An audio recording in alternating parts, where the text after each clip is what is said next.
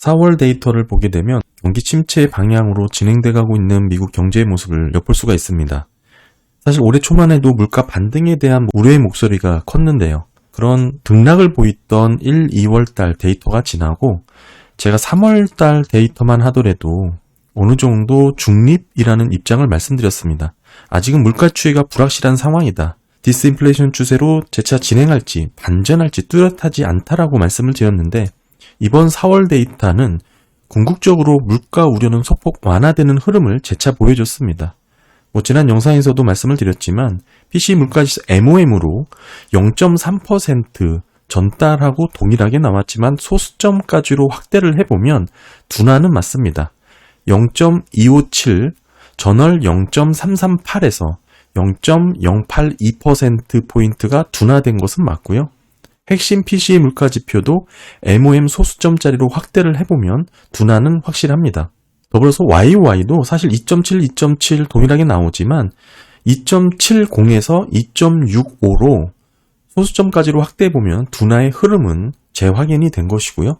범핑했던 1, 2월달 상반기를 지나서 어느 정도 중립이라고 볼 수 있는 3월달 그리고 4, 5월달 데이터는 재차 큰 흐름대로 기존의 추세대로 다시 들어서는 모습이 나타나지 않을까 그렇게 엿보고 있습니다. 제가 예전부터 말씀드렸던 기본 추세는 물가는 잡히고 경기는 둔화되는 방향을 기본 뷰로 보고 있고요. 그런 뷰가 계속 이어질 것이다라고 볼만한 데이터라고 말씀을 드릴 수가 있는 것이죠. 물론 물가가 일직선으로 쭉 떨어진다 이렇게 볼 수는 없는 거고 24년 전반적으로는 이런 반등의 모습이 재차 나타날 수가 있습니다. 다만 큰 트렌드가 둔화되는 흐름으로 보고 있다는 것이고요. YOY로 보게 되면 전반적으로 하반기까지도 물가의 반등 흐름은 나올 수가 있겠죠. 올해 초에 가장 크게 우려됐던 것은 PC 주거제외 근원 서비스 가격 지수입니다. 소위 슈퍼코어라고 볼 수 있죠. 이 초록색 마크인데 1월달 이렇게 크게 상승을 했어요.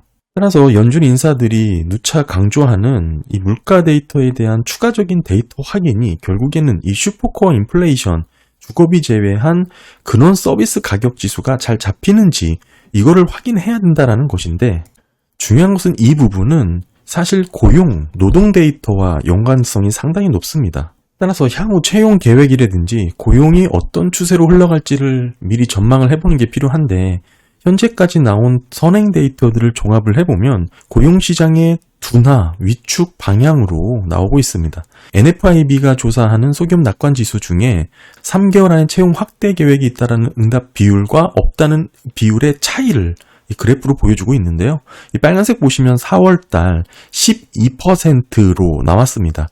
이게 쭉 떨어졌잖아요. 여기서 작년에만 하더라도 이게 15% 이상을 상회했었는데 이번 4월달 12%포인트로 확대 계획과 확대하지 않다라는 응답 비율의 차이가 줄었습니다. 이게 결국 꺾이면 민간 부분에 있어서 비농업 신규 고용 이게 4개월을 선행한다라고 볼 수가 있기 때문에 이게 40으로 소폭 반등했지만 이 간극만큼 재차 하락할 것이라는 것을 엿볼 수가 있는 것이죠.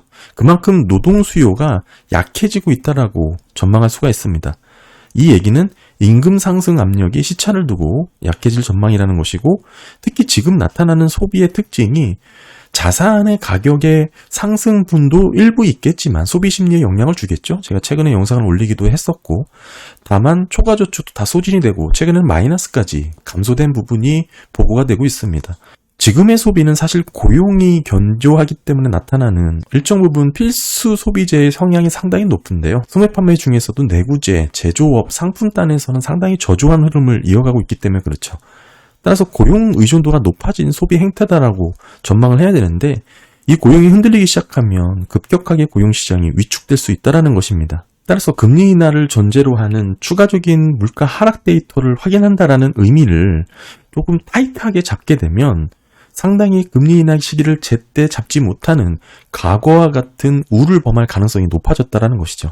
사실 오늘 저녁 또 중요하게 보는 ISM 제조업 PMI가 업데이트가 됩니다. 따로 중요하게 살펴봐야 될 데이터고요. 그 전에 5월 지역 연은의 데이터를 통해서 우리가 엿볼 수가 있죠. 먼저 시카고 제조업 지수 보시게 되면 35.4가 나왔어요. 시장 컨센이 41이었는데 크게 하회를 했습니다. 지금이 여기인데 과거 08년도 때와 00년 팬데믹 레벨 수준까지 떨어진 거거든요. 사실상 쇼크 수준이라 이것을 놓고 뭐 경기 침체에 임박했다라고 보도를 하기도 하지만 사실 시카고 PMI는 보잉사의 직접적인 연관성이 상당히 높기 때문에 대부분 하청업체라든지 벤더사들 위주가 이 시카고에 집중되어 있잖아요. 보잉이 최근 저조한 흐름을 보여주는 그런 면모도 좀 고려를 해야 되고요. 다른 지역들의 제조업 지수 보시게 되면 캔자스시티는 이번 5월달 지난달보다 좀 높아져서 마이너스 1로 좀 높아졌고, 필라델피아 연은 제조업 활동 지수 마찬가지로 0을 상회했습니다. 4.5로 추이 보시면 이렇게 올라섰죠. 리치몬드도 마찬가지로 직전 달에는 마이너스였는데 이번에 0까지 이렇게 반등하는 모습이 나왔습니다. 전반적으로 지역 연은 중에 한 3개 정도는 소폭 상승하는 것으로 집계가 됐고, 전달보다 더 나빠진 곳도 있습니다. 뉴욕 엠파이어 스테이트 제조업 지수 마이너스 15.6이 나왔는데 전달보다 소폭 하락했고, 댈러스 연준 제조업도 마찬가지입니다. 전달보다 더 떨어져서 마이너스 19.4로 집계가 됐습니다. 시카고 마찬가지고요. 따라서 사실 반등하는 지역도 있었고 재차 떨어지는 지역도 이렇게 혼재되어 있기 때문에 이번 5월달 ISM PMI가 급격하게 나빠질 거라고 단언하기에는 좀 어렵고 좀 더 지켜봐야 될 그런 모습을 보이고 있습니다.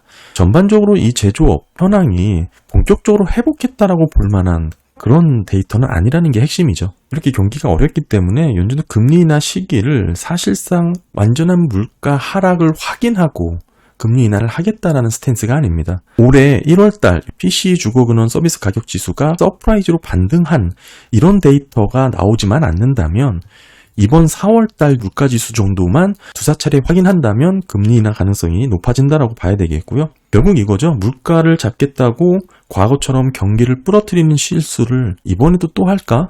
이거에 대해서 상당히 주의하는 모습을 보일 수가 있습니다. 저는 사실 개인적으로는 QT 테이퍼링이 생각보다 빨리 단행됐다라고 생각하고 있습니다. 예전부터 영상 보신 분들은 아시겠지만 상대적으로 여유가 있는 부분이 단기자금 시장이거든요. 현재 19년도의 사례랑 비교해보면 그때랑은 비교했을 정도로 유동성이 풍부한 상황입니다. 그럼에도 19년도 실패 사례가 트라우마처럼 갖고 있는 게 연준이기 때문에 그 유동성 부족 상태만큼은 사전에 적극적으로 관리해서 직접적으로 개입하고 똑같은 실수를 범하지 않겠다라는 의지로밖에 볼 수가 없는 부분이죠. 그만큼 QT 테이퍼링을 시작하면서까지 전반적으로 긴축이라든지 침체만은 막겠다라는 게 지금 현재 연준의 의지고, 물론 과거 패턴 역사의 흐름을 놓고 봤을 때는 이런 대응이 한 번도 성공을 하진 못했습니다. 이번에는 과연 성공할 수 있을지 이제 주목해야 될 부분이고, 이번 주는 중요하게 봐야 될 고용 데이터도 내일 졸트 보고서를 시작으로 다음날 ADP 그리고 금요일 날은 또 BLS 고용 보고서가 나오겠죠. 실업률까지 포함해서. 현재의 물가는 결국에는 고용에 달려 있습니다. 지금 소비자 물가 중에 슈퍼코어 인플레이션 아무리 강조를 해도 지나치지 않는 부분인데 이게 1월달 이렇게 서프라이즈로 크게 상승했기 때문에 1, 2월달 범핑한 물가 지표가 나올 수밖에 없었습니다.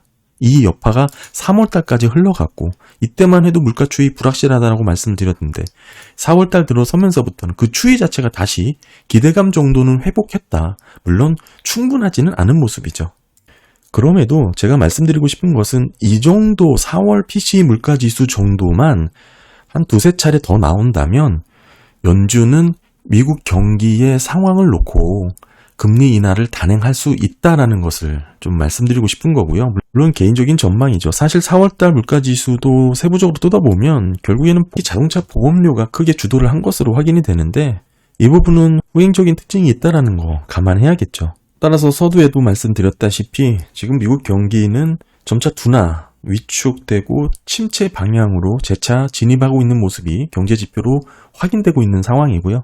4월달, 5월달, 특히 물가를 포함해서 제가 기존의 뷰대로 흘러가는 그런 모습을 보여주고 있습니다. 이번 주 상당히 중요한 데이터들 많이 나오는데 어느 정도 이번 주 데이터까지만 조금 더 확인을 해보면 고용도 점차 둔화되고 있기 때문에 이게 언제 트리거가 돼서 가파르게 실업률이 높아질 가능성도 상당히 높습니다. 그렇지 않아도 지금 미국의 21개 주 중에서 실업률이 가파르게 오르면서 샤메 법칙에 부합했다라는 거 말씀을 좀 드렸었지만 이 샤메 법칙을 개발한 경제학자 샴은 지역별로 세분해서 보면 안 된다고 경고를 하기도 했거든요. 전국 단위로 이 실업률 계산을 하는 게 의미가 있다라는 거 지적을 하기도 했습니다만, 사실 과거에도 주요 지역의 실업률이 치솟으면서 전반적으로 전국 단위로 확대되었던 사례가 있었기 때문에 시장에서는 예의주시하고 있는 상황이죠. 따라서 지금 4월달, 5월달 데이터는 대체적으로 물가는 둔화하는 흐름으로 이어질 가능성이 높고, 다만 금리를 인하하기까지 미국의 경기가 이를 충분히 버텨줄 수 있을지에 대한 그 부분이 더 중요해졌다고 말씀드리고 싶습니다. 금리를 내려야 할 만큼의 경기 상태로 빠르게 들어서고 있기 때문에 미국 경기가 버텨주지 못하는 지표가 나올 가능성이 높아지고 있는 것이죠. 따라서 한가하게 연준 인사들의 발언처럼 물가가 충분히 떨어지지 않아서 금리 인하를 할 수 없다라는 이런 원론적인 얘기에 집중하기보다는 상대적으로 여유가 충분했던 단기자금 시장의 경색을 우려해서 큐티 테이퍼링을 단행했던 연준 의원들의 행동을 좀 더 집중해야 된다라고 봐야 됩니다. 금리 인하도 시장의 기대보다 생각만큼 늦춰지기보다는 오히려 빨리 단행될 가능성도 저는 상당히 높다라고 봐야 되고요.